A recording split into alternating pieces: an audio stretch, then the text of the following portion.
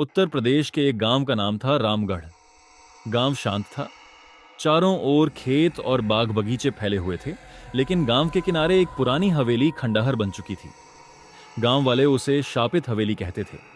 कहा जाता है कि आजादी से पहले यहां रघुनाथ सिंह नाम का जमींदार रहता था। बहुत धनवान था, लेकिन बेहद क्रूर। गरीब किसानों से जमीन छीन लेता, औरतों पर बुरी नजर डालता और जो भी उसके खिलाफ बोलता उसका नामो निशान मिटा देता। एक बार गांव की एक विधवा औरत ने जमींदार के सामने झुकने से इनकार कर दिया। गुस्से में आकर उसने औरत को हवेली की दीवारों में जिंदा चुनवा दिया। उसी रात से हवेली में अजीब घटनाएं होने लगीं। कभी औरत के रोने की आवाज आती, कभी लाल साड़ी में एक साया आंगन में घूमता दिखता। कुछ साल बाद जमींदार की अचानक रहस्यमयी मौत हो गई। कहते हैं उसकी लाश हवेली के उसी कमरे में मिली जहां वह औरत बंद की गई थी। उसके बाद हवेली हमेशा के लिए वीरान हो गई। कई साल बाद शहर से आए तीन दोस्त अरविंद, सुनील और कबीर गांव घूमने आए। गांव वालों ने उन्हें हवेली के बारे में चेतावनी दी, लेकिन वे हंस पड़े। यह सब अंधविश्वास है। हम आज रात वहीं रुकेंगे और साबित करेंगे कि भूत प्रेत जैसी कोई चीज नहीं होती। गांव वाले उन्हें रोकते रहे, लेकिन वे लालटेन, बिस्तर और कुछ खाने पीने का सामान लेकर हवेली में पहुंच गए। शाम ढलते ही हवेली का सन्नाटा डरावना लगने लगा।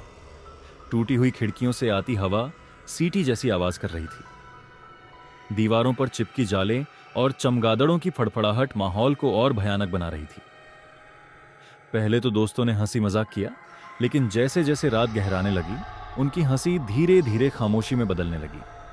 जैसे ही घड़ी ने 12 बजाए, उनके सामने रखा दिया बुझ गया और तुरंत पास रखी टूटी हुई लालटेन अपने आप जल उठी। तीनों ने घबराकर एक दूसरे को देखा।